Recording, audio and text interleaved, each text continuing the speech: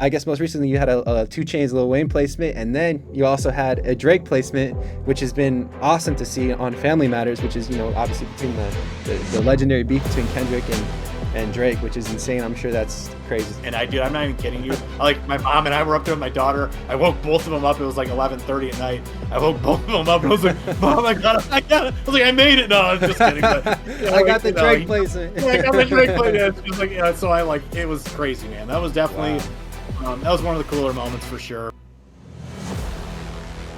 All right, guys, welcome to the Spacetrip Sounds podcast. Today, I have a special guest, Jordan Fox, who's here. He's a producer from Detroit, Michigan, and he has worked on some really cool projects. Obviously, you can see in the background, he has an amazing synth collection.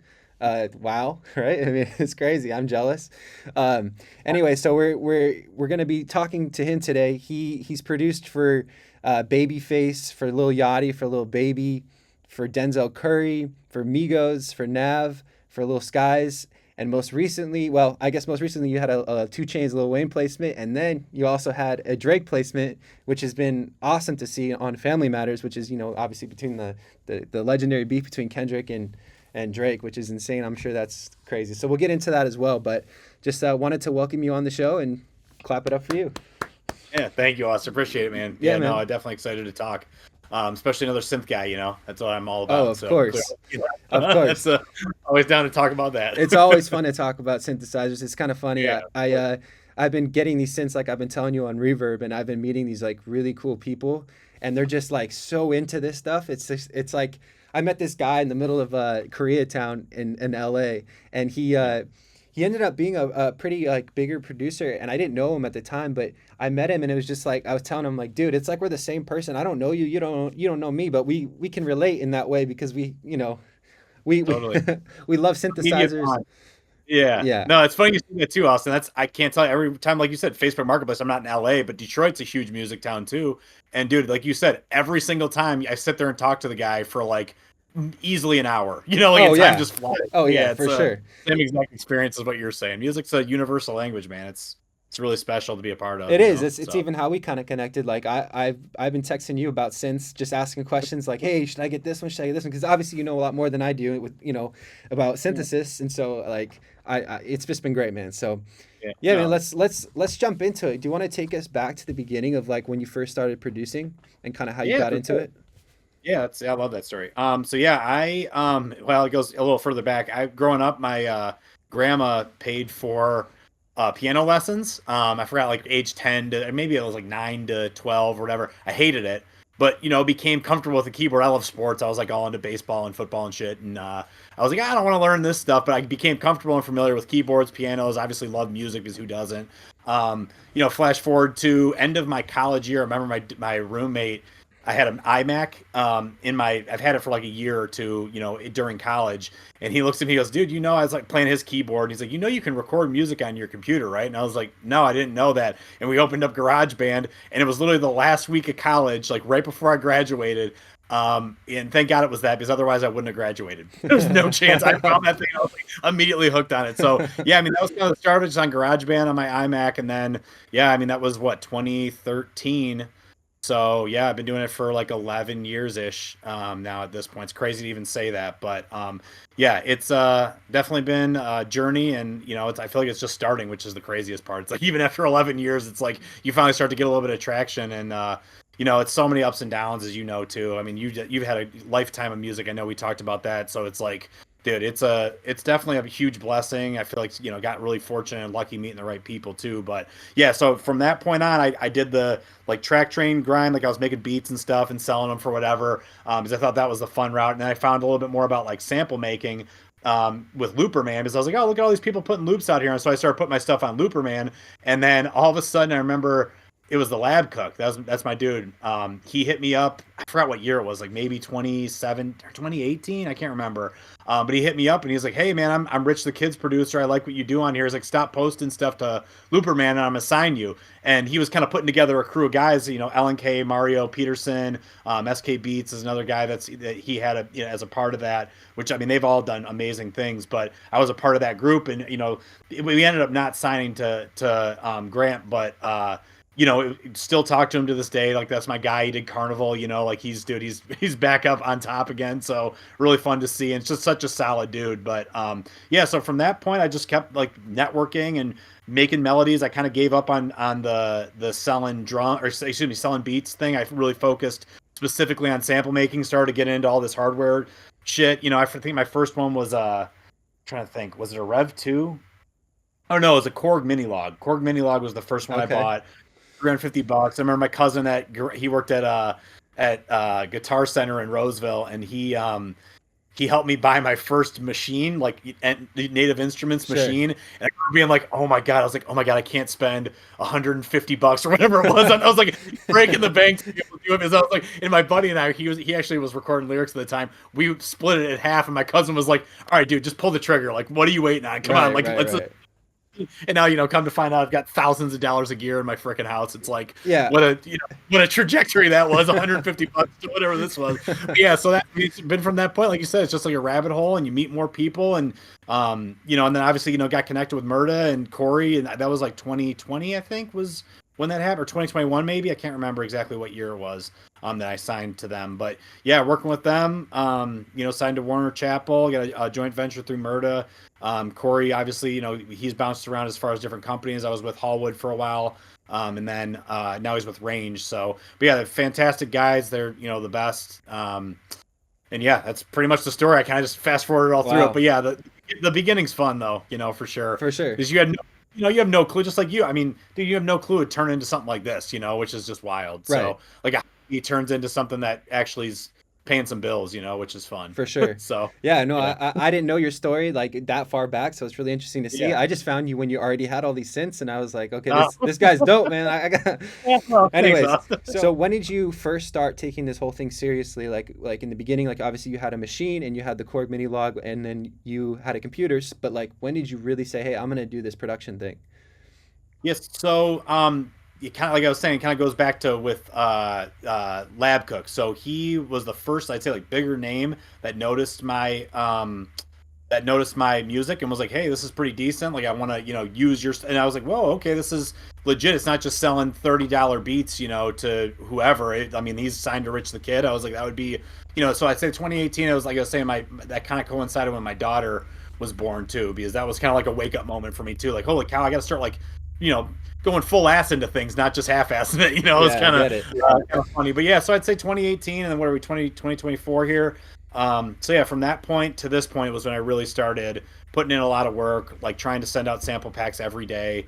Or not every day, excuse me, every week. God, if every day would be nuts. But yeah, I was on that grind for like, I mean, shoot, that was like at least 3 years there. I was doing that I can't even tell you how many samples I have at this point. But yeah, just trial and Wow. error. And so yeah, definitely, I feel like now I don't work as much. I mean, I don't know if you know, but I have got like I've got to work a full time job, got 3 kids, Sure, sure, sure. wife, house, all that stuff. So it's definitely not as much as I used to. But you put those 10,000 hours in, and you become good at what you do, type of thing. It's a little bit easier, because you already Yeah. put that work in, so to speak. But yeah, I'd say 2018 was when I really started getting after it. So were you good in the beginning, or did it take time to like become good? Dude, God no, God no. That's dude. No, I mean, it was embarrassing. I still have those files. I have to probably dig one up for you and play it. But dude, it was yeah, they were horrible. On Looper Man, I'd go back to the ones I first did on there. I was just like, I of course was super influenced by Q Beats, because I feel like that 2018 Yeah. wave was when they were like, so it was a lot of that like acoustic type of stuff that I was trying to recreate. Wasn't really even all into this stuff, for the most part. It was like Contact Banks and Omnisphere, and whatever other types of sounds I could find like that, like maybe a guitar or something. But yeah, no, they were terrible, dude. And my beats were bad, my mixes were terrible. I will say though, which was kind of fun about it, is I feel like I took more risks though back then, because I didn't really know, like what sounds were supposed to, like what sounds are the right sound, so to speak. Yeah. And some of the stuff I made was more, to me, more creative, because it was so unique. And I think if Interesting. anything, that was, yeah, like it wasn't like I didn't know enough how to be able to create the right sounds and use the right sounds how they're used. So I was just making what sounded cool to me at that time. Yeah, So yeah, I yeah. sometimes I'm like, man, what was I thinking when I made this? Um, sample, you know, like what was I trying to put together, like what artist. It was just more so just for me to like experiment, so to speak. So but it's funny that you asked that, because yeah, they were terrible in terms of what I currently make. Like what I currently make I feel like is way more like laser focused on, okay, it's stuff for Drake, it's stuff for Mm-hmm. Future, it's stuff for Lil Baby, you know, whoever. I try to like hone in on that sound. It's more intentional. Whereas back then I was just making to make stuff, you know, and it Yeah, was, for I sure. hate to say it, a hell of a lot more fun, dude. Sure, Like, you sure, know, sure, sure. yeah, But it's also good. It's good to have that because then you can kind of create from an angle that you have no rules, and totally. you kind of create something that made, like you were saying, you don't otherwise you wouldn't create. Which is, I think sometimes, like, I know for me personally, what I'll do in the studio is sometimes I'll be like, all right, I'm gonna make a song with absolutely no preconceived notions as to like any genre or anything. I'm just gonna try to combine as many things as I can, and that has totally led me to new ideas that I've never had before. So I love that. So question then for you is, if you had to go back from the very beginning as a producer today in 2024, how would you start your career if you wanted to actually have a career doing this? Oh man, I feel like, dude, I've gotten that question before, and dude, I feel like it's, especially after the pandemic, there's just so many people like figured it out as far as like, oh shit, YouTube, oh shit, it's a computer, oh shit, there's software. Like, dude, it's so competitive now. It's like a whole, even as crazy as it sounds, from 2018 to 2024, it feels like the whole landscape's changed, you Mm-hmm. know? So, the way that I did it back then was like kind of like what Murda says too, like, you know, DMing people, and that I don't think that works as much as it used to anymore. And just like trying to like network horizontally, occasionally poke your head out vertically, but not like, you know, you're not like right when you start, not immediately. That was I forgot the meme, like opens up FL for the first time, makes a beat, DMs Murda beats, you know, like come on, like, Yeah. you know, like, Yeah, I get so it. finding like, you know, different ways, and people like kind of like your level, so to speak. And Labcook did that, to my credit. He did that right off the bat for me, like with LNK and Mario Peterson, like in SK Beats. They were all like kind of starting out, so to speak. And then, I mean, I don't know if you know them, but they've had like so many songs, like huge songs. Sure. And yeah, it's just been crazy to see how they, you know, just put the work in. And I mean, I at that time they were still further ahead than me, I felt like, in terms of like their musicality. But yeah, so I guess in terms of today's thing, I think it's just relationships, you know, like that's Yeah. really what I keep hearing, is like who you know, how well you know them. And I don't, to be fair, man, like I don't know how I would do that today. Just being genuine and like trying to fill a need for somebody. I don't know how you Sure. do it though, you know, like maybe like, and that's why I think like, I do my kits, like, you know, get your name out there that way and make quality products like that. Like I love my analog lab banks, you know, like Yeah. find something niche that like gives you a, not a leg up, but gives you a name somehow. Like my dude, 44th floor, like his stuff is a million times better than mine. But I mean, shit, he's like the pack god, you know, so to Sure, sure, speak. sure, Like that, sure. yeah, you know. But so that's, I'd say that'd be kind of the thing I'd lean towards. But I feel like it's way more difficult, you know. Yeah, yeah. And I could be wrong, but it just seems like even shit when I've, you know, a pretty good credit list at this point. I'll DM people and there's no chance, like nobody's answering me, you Yeah, know, yeah, yeah. like. So I don't know. It's tough, and it's a little you know, disheartening, but you just got to keep working, you know, and kind of trust the process, I guess, so to speak. For sure.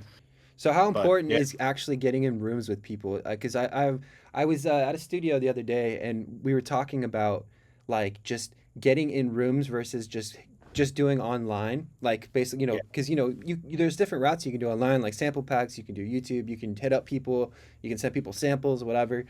But like this guy that I was at his studio, he just randomly he was like, yeah, Kid Leroy comes through sometimes, and whoever's in the session gets to like produce or wow, wow, engineer for him. So it's like yeah. he's like it's really important that you just kind of in the rooms, and then when people are there, they're there. So I was just kind of curious, like on from your take, like how important is being in the rooms versus doing the online thing, or is it both? Like are both important? Like what's your take on the whole thing?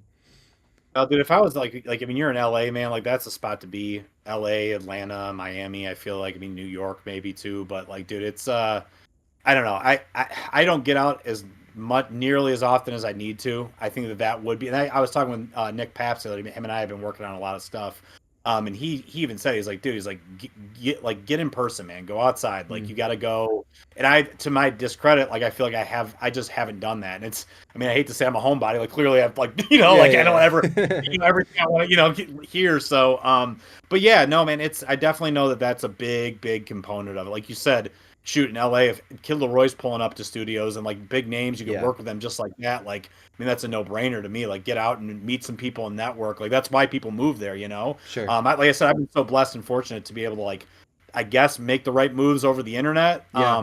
you know, at the right time. And I think a lot of it's luck, timing, work that you put in, all that stuff. But, yeah, dude, I think that's one of my goals I put for this year. I still haven't even booked a trip, and I've been telling Murda for like months now. I'm going out to his place this month, but Sure, sure. I don't know if it's gonna happen. So yeah, I definitely need to do that, and I think it's a pivotal part. And I mean, Nick was saying, he's like, dude, it's like 10 times easier to get placements in person than over the internet. Oh yeah, So I'm like, sure. you know, so that's, to me, I know that that's a big lacking component of what I got going on. Sure. But just finding the time and all that, like I was telling you, my commitments and all that other stuff is really tough to do. But Yeah. yeah, I think it's a big component for sure, man. I So wish I was in LA sometimes, yeah, you yeah, know, like straight you should come out. up. Honestly, dude, I know, man. I've been saying it for too long. I But know. you know what? I come up there, I'll hit you up, bro. We'll Yeah, for definitely sure, for sure. So yeah, so if you, because you obviously have like done a lot of your work online. So my question for you about that is like, if you're a producer starting out from scratch and you just want to make beats and or you just want to make samples and you want to get your name out there to some degree, would you start from the angle of making beats? Would you start from sample making? Would you start from starting a YouTube channel? Would you just focus on like short form content? Like what would you do to get out there? Would you DM people? What are your thoughts on that? Honestly, dude, I think that's it. The short form content. I think, like, Yeah. I see Nico Barron, or I don't know how you Yep. say his name, but my dude Mars, who signed to Murder, he just started up a TikTok, and like, I feel like already he's got some motion based off the content he's doing. Like, to me, that would be and it's, people don't like to do that. I don't like to do that. I don't like to show my face. I feel like I look like a goof ass, you know. So it's like, it's tough to be courageous enough and bold enough to like put yourself out there. But it sure feels like that's what's most consumed at this point in time, you know? Don't you Yeah. think? Like, Yeah, I agree. that's how I, It's like, unfortunate, I think a little bit yeah, from like the artistic perspective, but like yeah, it also is kind right, of a cheat code in some ways because you can get your name totally, out there quicker. right. And if you're good at it, like Mars and Nico are amazing musicians. So it's Yes. like, like they're, dude, it's, so for myself, I don't know. I don't know if you saw that, but I tried a couple Yeah. of those little short form videos, Yep. and I kind of felt like the timing thing, it was just so much editing and like I Yep. said, time.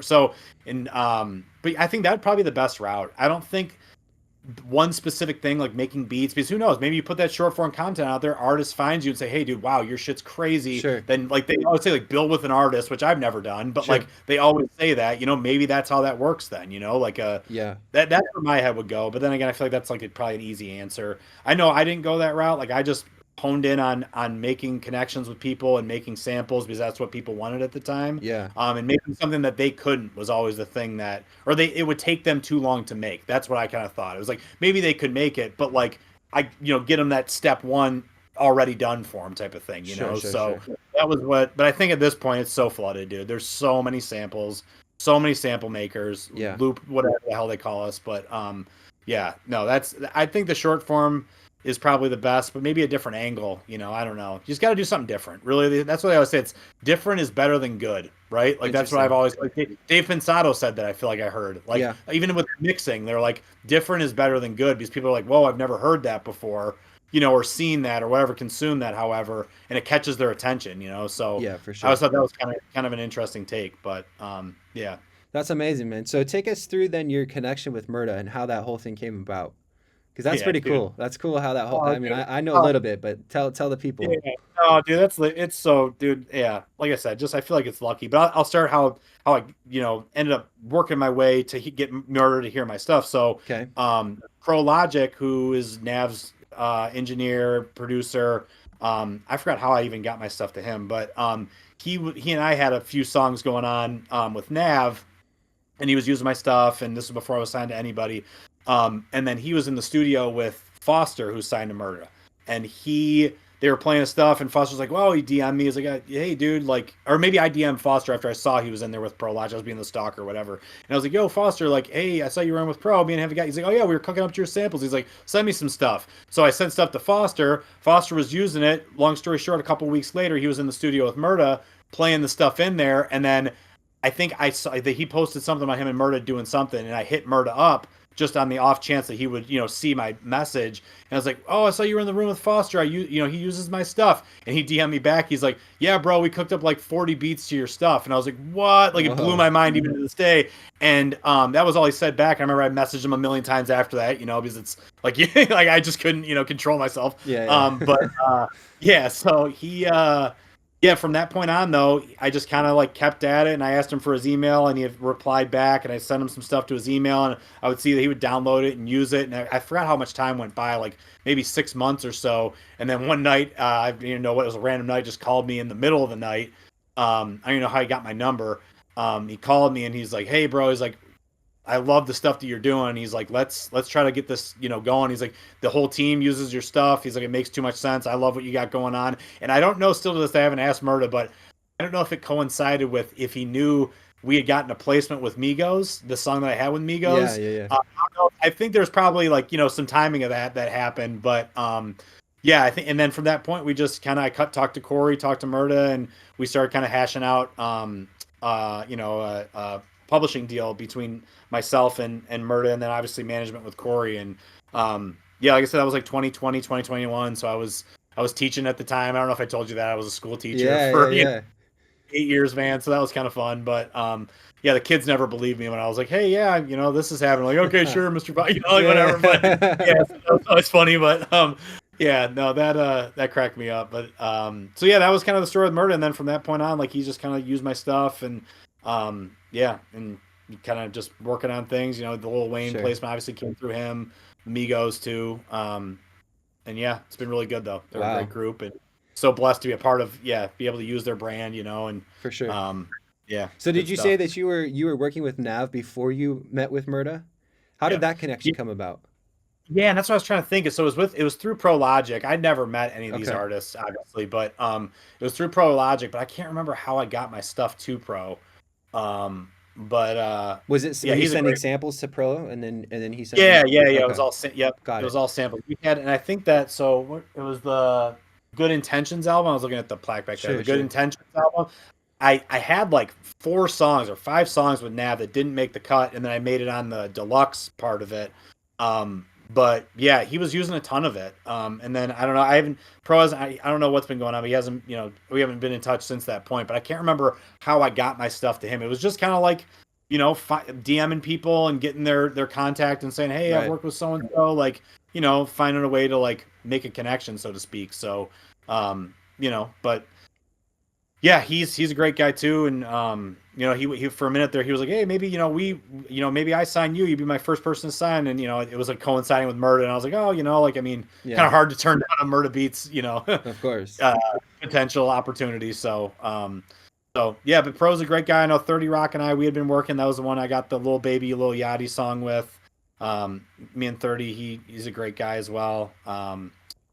Yeah, it was just emailing and DMing, dude, which I don't think you can do which is sad as shit. But what do you think, Austin? You think that's I don't know. I don't know. I feel like ever since the pandemic, it's gotten a lot more saturated, to be honest, because everyone was at home and they didn't have anything to do, and so a lot of people became more. They got into music production more. I think. I don't know. Do you think? I don't know. Yeah, I completely agree. It just feels like there's like sample makers coming out of the woodwork, dude. That's what I feel like. It's like global, and yeah, the market's so saturated, but it's hard. I think at the end of the day, it's just more about building relationships with people and like being cool with them, and like they're gonna. My buddy, I was telling you before, I'm friends with a guy named Sean Neff. He started that Neff Headwear company, and I was kicking it with him. The other day, and he told me he was talking to Bauer, who did Harlem Shake, and he's like I called him up because I was asking Sean, I was like, Sean, how do I get my name out there as a producer? Because he knew he knows people in the industry, and he started his own successful business, and many of them at this point. And so I was just like, how do I do this? And he's like, I got a friend, I'm gonna call him up and ask him. So he called up Bauer and he asked me, he's like, what's the way that you get out there as a producer? And he's like, there's 2 ways. He's like, the first way is you get in the rooms with people. He's like, that's pretty much like the main way. That he's like, these people that are working with these big artists, a lot of them are just their homies. You know what I mean? So he's like, get in the rooms and make friends with as many people as you possibly can. And the second way was, he was just saying, he's like, you can do it online, but it's just a long grind basically to do it. So it's just Yeah. kind of interesting. I think like at the end of the day, it comes down to like who you know, and Yeah. Yeah. I think the barrier for being successful is having good music first. Like that's the lowest barrier of entry, I think. And then Yep. from there, you just have to be like a cool person. You can't be someone that's like, sliming Yeah. people over, and like you want to Yeah. provide value, I think, for people, and just be a good dude at the end of the day. And I think I things. find it, along those, not to cut you off, sorry, I was Yeah, just no, saying, go like ahead. along those lines, dude, with the that being a good dude piece, but really the main thing I've noticed, and I'm so bad at it, dude, and I still to this day am bad. And my friend Coleman always tells me, I mean, just do like that's it. Like don't talk as much. Like Yeah, don't go bombard. And I'm so bad at it, dude, because I've got like such an active brain, and it's sure. like I can't. But that's a huge piece of it. Is just don't be irritating. Like you said, like Yeah, be a cool person. But like these people are getting flooded by people all day long, yeah, So yeah, it's yeah. like they don't want another person that they got to deal with that's like adding no value whatsoever other than pestering, and that was Sure, me, and it still is me, dude. That's what I feel like is like I probably shot myself in the foot. I couldn't even tell me how many opportunities because I couldn't freaking get off my phone, sure, like sure. take a walk or some shit, like Yeah, yeah, that's the part of the internet. Like if you knew the people in person, you'd be like, oh, this is a fucking person, dude. I'm not gonna bug the shit out of them because they're a person, like it's not right. like just some profile that you I don't know, and that was my mistake. So maybe other people don't make that mistake, but I know for a fact I'm just god awful at it. Like just sitting there I smiling. think we So, all but struggle yeah, with that at some point. Like yeah, it's a fine line, like of being like really oh, persistent because you kind of have to yeah, be in the industry, but yeah, at the same time, like you want to be a chill dude and like if you were totally. I think at the end of the day, like you have to think of it like if you want to be in the studio with somebody, could you just kick it without making Right, music? And right. the music That's is just a plus, you know what I mean? And I think naturally things come that way. That's at least what yeah, I've experienced so far. Like the times where I've just been cool in studio sessions, it's like we'll talk for 30 minutes beforehand just about life, and then right. naturally a song comes from it, and we're cool and we're friends outside of the studio, which is I think is the best way to do it. Point. Right. But Yeah, I think a lot of producers just are not super social, and I think sometimes that kind of hinders them from having those oh, opportunities, which is fine. It's just maybe they have to figure out a different way to do it. But so I have a question yeah, for you about your placements, your major placements. oh yeah. What what percentage of them were from samples, and what percentage of them were from actual beats that you made? Oh, well, yeah, I don't think I've ever had to clear an actual sample, right? Like in terms of like sampling like a record, Like I or no? mean like samples that you made. Like what percentage were from samples that you were making yourself versus ones that you made beats to?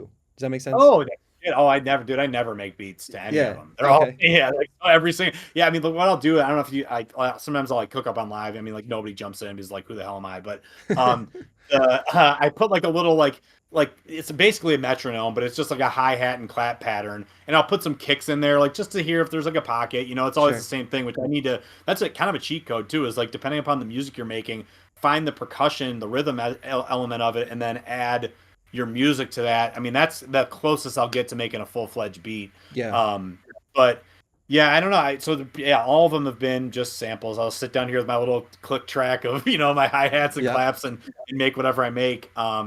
But yeah, I don't, like I said, I probably should get back into making beats because that is fun, like putting together a full idea rather than just making a something with the melody, because people always do ask me, people that don't know how to or know about production, they're always like, what part do you do? Do you do the beats part? And I'm like, Yeah. yeah, I do the music of the beats, and they can't distinguish between the beats, like the drums and the melody, like most people can, I feel like. So it's always difficult to explain. So I don't know, I feel like I am at a point where maybe I could start putting drums to stuff. I feel like that's always, at least in my opinion, that's been, those are the guys that do the drums for the most part. They're the ones that have the relationships, so it's Yeah. like there's no point in me doing it. They don't want to hear my shit. They want to hear their Sure. shit. So that's my thought, but So I do could you be wrong. so do you think Yeah. it's kind of useless to do the beat route at first if you don't have the relationships? I don't know, man, because I learned a lot from making beats too. Like I was saying, I mean, I probably made, I can't, like hundreds of beats before I started making samples. Sure. So I learned a lot about like the structure of songs through that. I don't know, man. I don't think you can go wrong as far as your time goes, especially if you're like younger, like early 20s, and you got nothing going on. Just Yeah. like Yeah. Yeah. Yeah. start doing some stuff. But yeah, I don't think you can go wrong. I really do think that if I was doing it, and I've never heard that phrase like that, but the short form stuff, I totally would have done that way. Sure.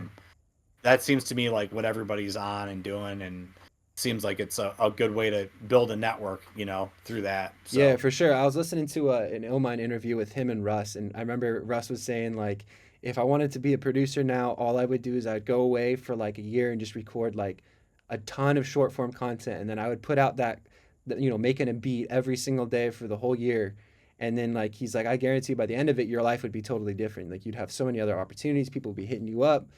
So I think, yeah, I mean, I think people that are like, I don't know if you pay attention to Kavi at all, who's a producer. He's big on YouTube. oh yeah, yeah, yes, I do know Yeah, him. Yep, yep, like I know yep. he's kind of started. I know he lives in like Colorado, but Wow. so there's not really a big music scene out there. But he's like Yeah, totally found success by doing the online thing, building an online brand. He does all the content, and yeah. as irritable as that might be to actually have to do, I think it does work Yeah. in No, today's I in agree. today's age. But And dude, and like I know we keep talking about Illmind. I definitely it wasn't him who said that's it. Like you just got to like put your head down and create like however yep, many beats a day. Isn't yep, that like his? That's his. yep, And yep, I mean, dude, that's exactly my like. Just you just do it. You just figure it out. The more trial and error. You figure out things. You read more things. You talk to people. You message. I mean, shit. I was all on Reddit. I remember like countless beats when I was first starting out. I put it on like the feedback form, which it sucked. People were like great beat, whatever. Like hear sure, my shit. They yeah, never actually. But like sometimes people would give you actual feedback, and that was helpful.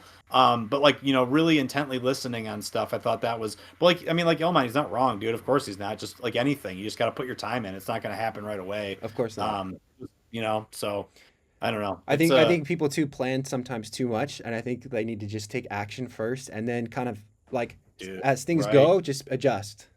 Totally, such Because a great point. life's Yep. not planned. You know what I mean, Rick? It No, really can't be planned. no, can't be planned. Yeah, no, without it. That's such a good point. Don't think, just do more. Yeah, Literally, that's it. yeah, Like do it. for sure. Like you know. But yeah. Was that I saw that? I think it was Elon Musk who posted something. It was like, we don't do it because it's easy. We do it because we thought it was going to be easy or something. It's true. It's so true though. Yeah. Oh shit. Yeah, Yeah, I that mean, cracked me up. that's pretty funny. Yeah, I had a buddy who he worked at SpaceX for a while, and he ended up getting me into the factory there, which was like super No, cool. I was dude, like, I brought my dad who loves engineer kind of stuff, so he was like dude, totally into yeah. it. But Oh, yeah, sure. looking at that stuff, it is not easy what they're doing. Can't even imagine, dude. Can't even. That's No, literally rocket science. That's yeah, what that is. literally, yeah, for sure.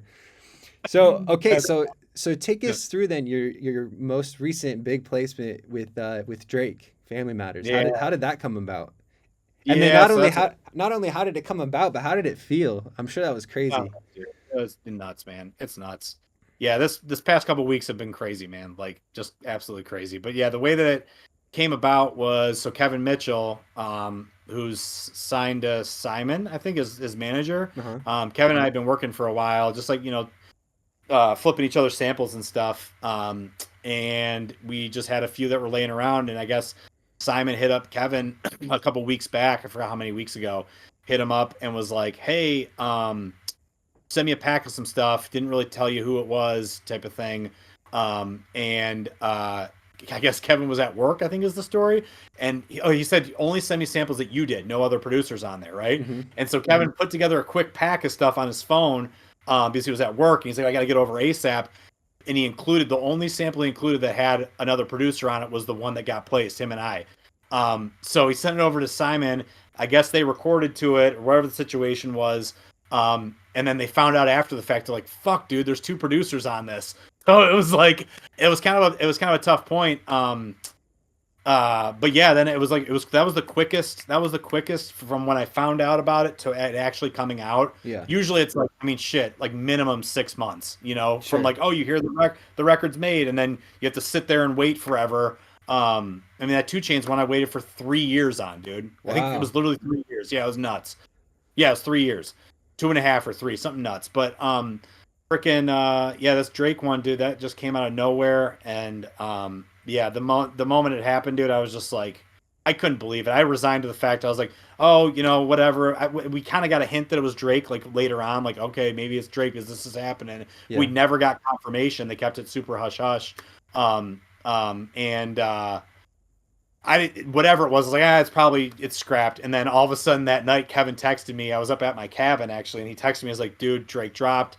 And I was like, what is it, our song? And he's like, yes. And dude, I'm not even kidding you. My mom and I were up there with my daughter. I woke both of them up. It was like 11:30 at night. I woke both of them up and I was like, Mom, I got it. I was like, I made it. No, I was just kidding. But, I got the Drake placement. Yeah, I got the Drake placement. She was like, yeah. So it was crazy, man. That was definitely, Wow. that was one of the cooler moments for sure. But yeah, like I was telling you, the past few weeks have been crazy. I got a new job at my company, which was amazing. I had my Sure. third kid, amazing, and then this Yeah. Drake thing. You know, I guess good things happen in threes, so to speak. Don't they usually Sure. say it's bad things? Bad things Yeah, happen in bad threes. things, bad things. Yeah. But yeah, I don't consider those bad. But yeah, no, it was wild, man. So extremely fortunate. And yeah, I really, I mean, that's what's funny too, is like that. Kevin, of course, used all the right sounds, it was the right time for whatever it was. He chopped my sample up. But it's like, it's always the simplest thing. It was two chords, two chords, Sure. and Kevin did like additional like strings in the background. But yeah, man, it's just wild how those things just happen. And it's funny, it's crazy about this time about ebbs and flows of this too, Austin. 4 weeks before that, when I got my new job, I literally said to my wife, and I say this all the time though, so it doesn't really have that much impact. But I said to her, I was like, because nothing was happening. I just got turned down for my publishing deal, like Yeah. my option. Like, you don't have anything in pipeline, nothing's gonna happen, we can't re-up you, whatever. Yeah. I was like, well, shit, maybe this is that point, then the direction of like, hey, desk job, you're doing really well over here, Yeah. give the music thing up. I told her, I was like, maybe now is when I sell my stuff and just give it up.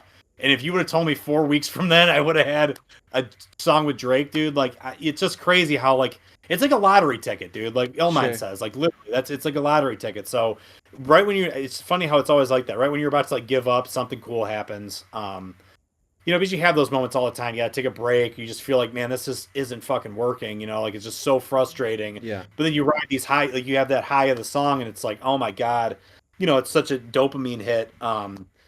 But yeah, it's wild how, like I said, it's just such a pendulum swinging back and forth. Like, For sure. but yeah. That's So that a was the story. that's awesome. That's a theme though I've noticed is like things tend to happen right when they're almost at the worst. And then all of a sudden things like if you just keep going. There's like this meme I've saw where it was like this guy and he was actually it's not even a meme. There's a story have you ever read Think and Grow Rich by Napoleon Hill or heard of the book?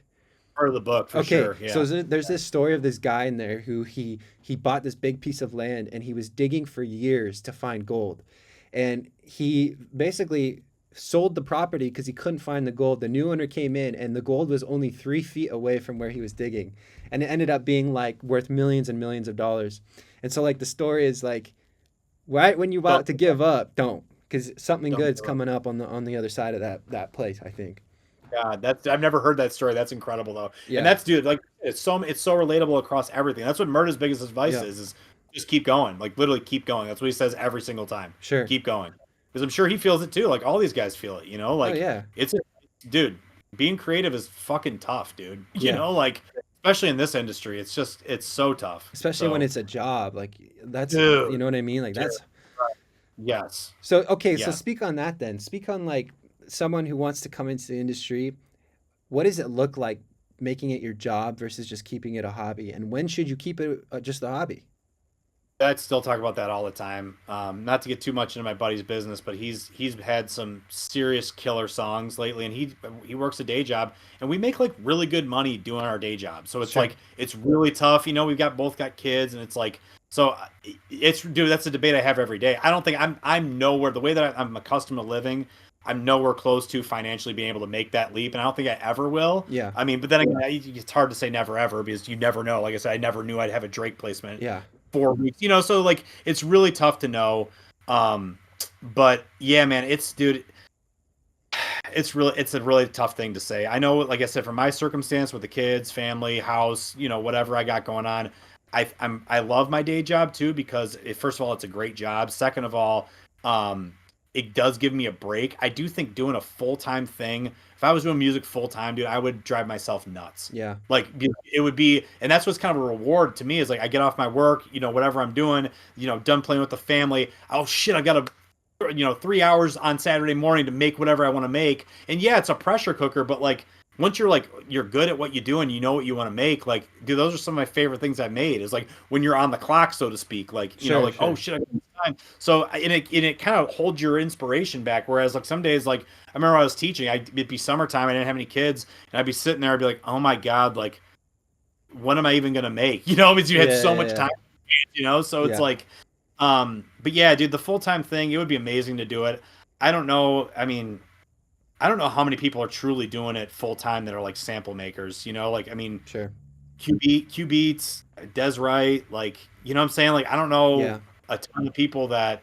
I don't know a ton of people's business to be fair, but yeah, I don't know, man. What do you think? That's where my head's at with it. I don't know if I'd ever I be don't able to know. do it. I mean, You know, it so just yeah, depends. I think if you really want to do it, you got to really do it. And I think if you love it, you got to do it. But at the same time, there's also that side where it's like making it your job puts like a lot of pressure on you, and it kind of takes the fun out of it to some degree. But so it just kind of depends. It depends what you want. But then you have people that that make it and they're doing it full time, and I don't know. It just but at the end of the day too, it's like you only have one life. So yep, if you're in a position where you don't necessarily have a ton of responsibility, and why not go for it until you do? It's kind of like what yep, Gary Vee always says. He's like, just put your head down when you're 20 and look up when dude. you're in your 30s and see where you're at, and you know, Right? Honestly, God, it's so true. Yeah, I know for a fact, like Murda and Corey, they would be like, dude, no plan B, like yeah, plan A. Like I guarantee that's what they would say. But they did the plan A though. But again, yeah, I do think a lot of that is age. Like I hate to be like that and like yeah, what you got going on. But like dude, I mean, there's no chance in at least I don't know. I guess there's not no chance, but it's really to me and putting in my brain and knowing all the things I know about how hard it's been to even get what I've gotten, yeah, doing what there's just I just don't know what else I could do. You know what I'm yeah, saying? for From sure. this. It's a defeatist attitude, I guess, too, but like that's just my own personal opinion. I don't want to say I'm like negative or skeptic, but if I was 22 and I would freaking put in the work in my teens like some of these guys do, Yeah, like they know what they're doing, then fuck, dude, I'd totally do that. Like go and freaking sure. like you said, put your head down and look up when you're 30 and Yeah, move to the right spots, make the right moves if that's truly what you want to do. But 35-year-old man, like that's yeah, like got into it when I was 23. Like I don't know, sure. that's just how. But if you've been doing it for however long, that's my thought. But again, that's I just agree. maybe that's the Midwest in me. I don't know. Yeah, Like yeah. yeah, Yeah, I think but you have to weigh your life too, like what responsibilities you have at the current time, and and uh, like I said, I do enjoy my regular job too. yeah, That's the other. So yeah, it's and kind of. I don't know. I've had a few buddies that have told me that have done music full time. They're like, you should maybe just think about keeping it as a hobby, just Yeah. because I know a few people who work at some companies, and they it's just a lot of work, and it's like I don't want to go home and actually do music anymore. I just because it's my job. So it depends. It depends what you want, I think. But Yeah, I have one more for question that. about that Drake placement. So Yeah. how soon, like when you made the loop, how soon after was it placed? Because you said it was like really quick. Yeah, so I had made that loop and sent it to Kevin. I don't even know when I made that, but it was like probably this year, probably. I Okay, made that loop. And then Kevin, yeah, it was one of my more recent packs, I'd say. And I do like maybe like two a month now. I don't do sure. it every week. So yeah, and then he flipped it. I don't even remember. It wasn't sitting around that long.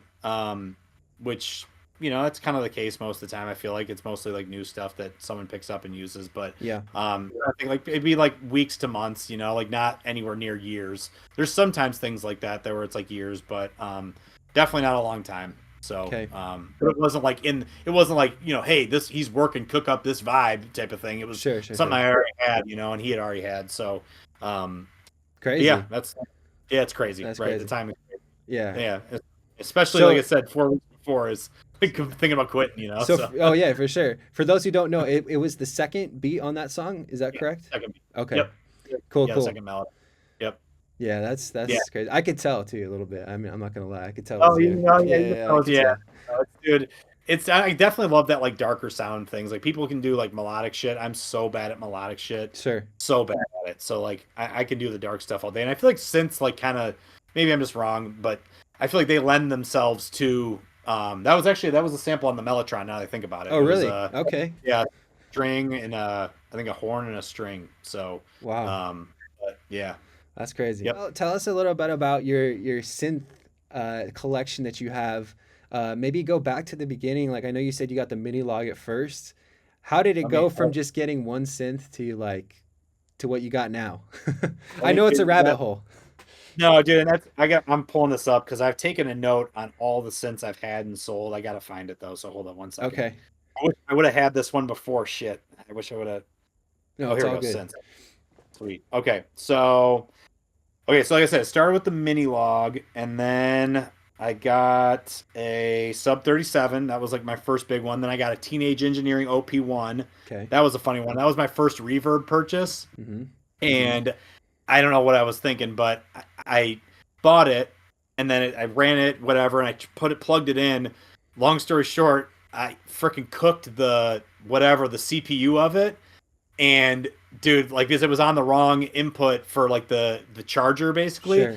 and I learned that lesson the hard way as far as buying a new thing. Like I long story short, I had to send it back to Sweden, wherever the fuck they make those things, and I ended up paying like I don't know, like $600 more than it would have been new to get it fixed, you know. So it was Really? like, oh, Oh my. you definitely pay some prices early on. I remember I never liked that thing because because it burned me so bad, cost wise up front. I never even gave Sure. it a chance. Because like, fuck that thing, dude. It screwed me over. But yeah, so that was that. And then Rev 2, I love the Rev 2. That was what I did the Migos, that Migos song on was the Rev 2. Sold that one.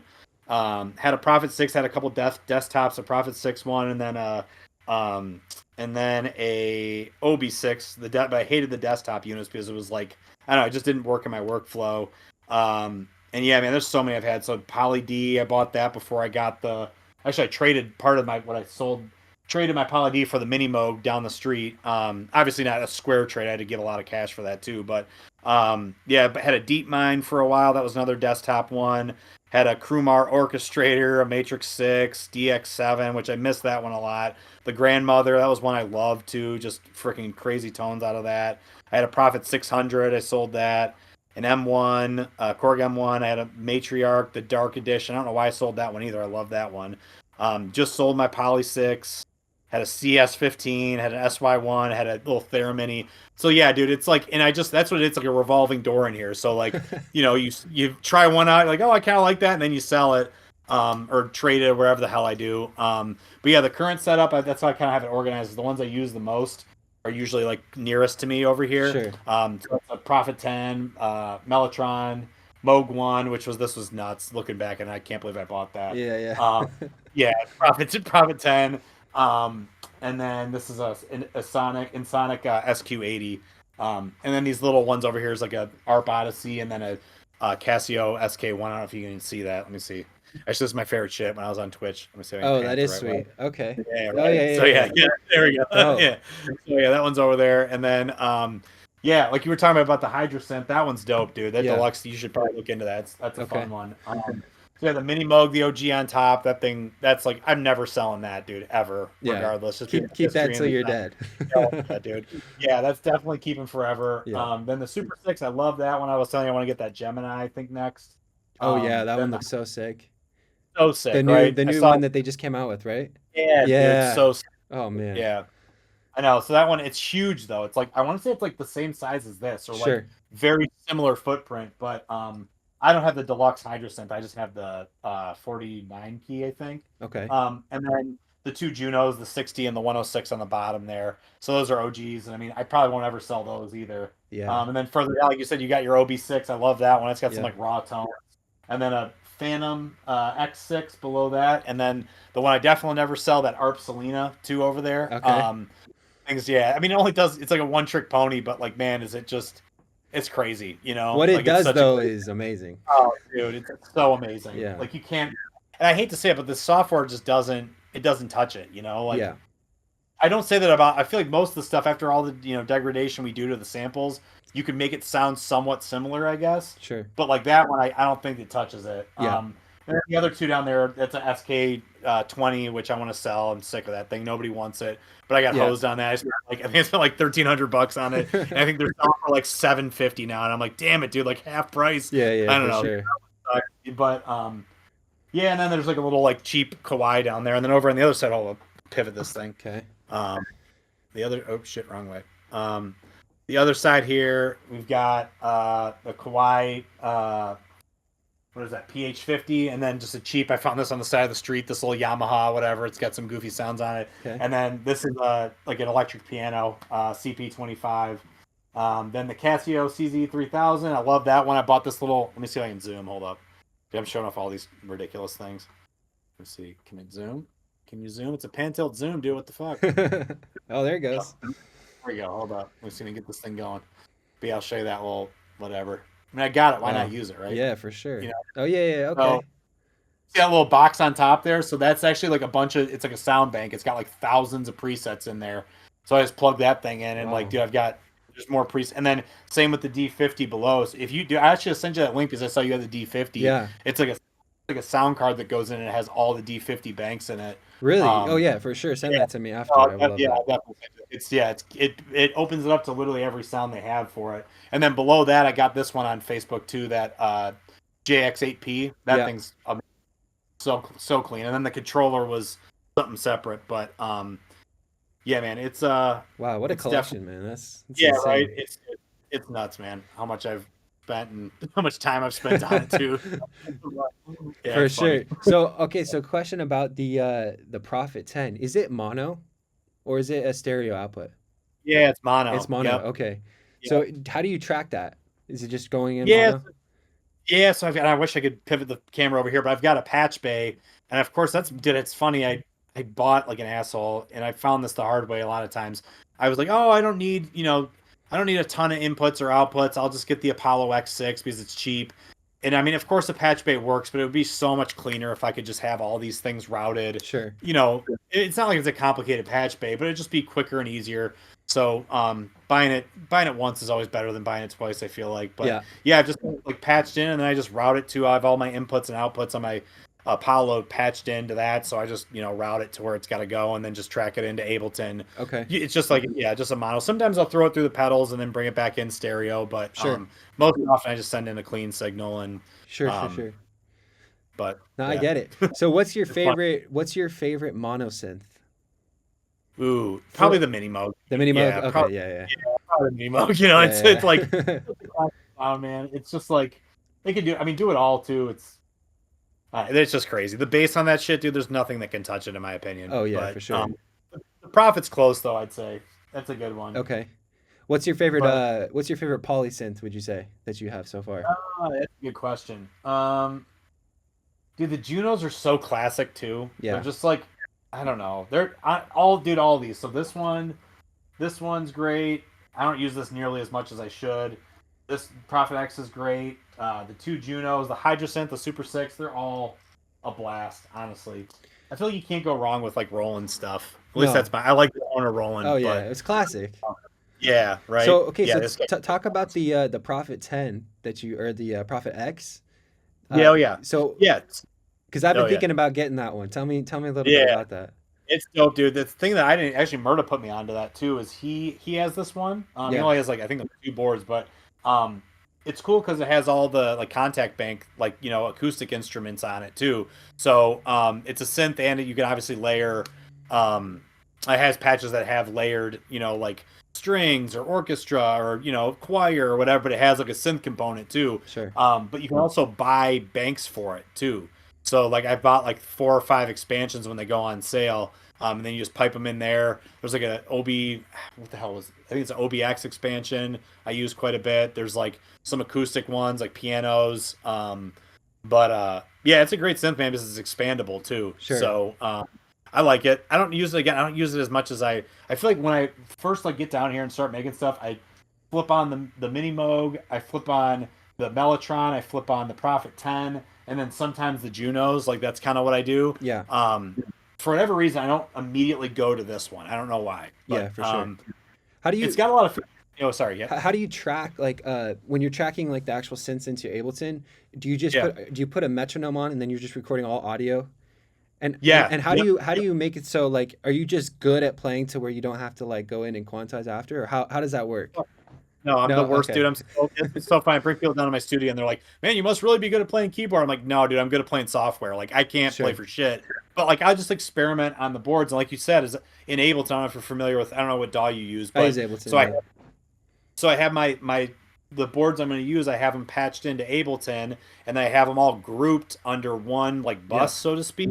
And then I'll record the output of that group, which is all my synths that are in there, and I'll put it into one single track. So like if I'm playing like two synths at once, like this, Yep. like it'll be together. And I find some magic when I like go back in there chop them up, however I do it, find a part of it, loop it, so Sure. it's really just like it's trial and error, like Okay. I'm so bad at playing stuff, but then you'll find something and you can layer something on top of that, that's kind of unique to it. But yeah, that's how I do it. I usually just group them all into one like bus, so to speak, and then record the output of that. And like I said, I have my little click track that I just play to. So it's somewhat in time, but Sure. it's I don't ever use MIDI. Like MIDI, I have it all set up for MIDI, but like I barely ever use MIDI. The Yeah. only time I would do that is if I like like I'm using like Scalar or something. I'll use Scalar and then send it out to this. But I don't know. It's just a pain in the ass. I think more Yeah, no, I, so. I just wanted to know because sometimes I struggle with that. I'm like, man, because I play keys, but even still, it's like getting right on the metronome is pretty hard to do sometimes, So Yeah, I will say I've definitely spoiled a lot of takes, like you said, by not being on time. yeah, So for it's sure. like there's always that like weird, but sometimes those little micro differences make the difference though too. So I don't know, but Yeah, quantizing is huge for sure. So yeah. So you've been putting out packs, a lot of packs through Drum Broker. So yeah, speak on that. Like, how did that connection come about? And then also speak on your latest one shot pack that you just put out yeah, because that yeah. thing's So one shot. awesome. Yeah, thank you, Austin. I put a lot of time into that. So yeah, that one's literally all the boards in this room. So Crazy. yeah, it's that was a lot of work, and I hope people buy it and they like it. I'm glad, so pumped to hear that you like it, man, dude. It's Oh, yeah, I it's mean the awesome.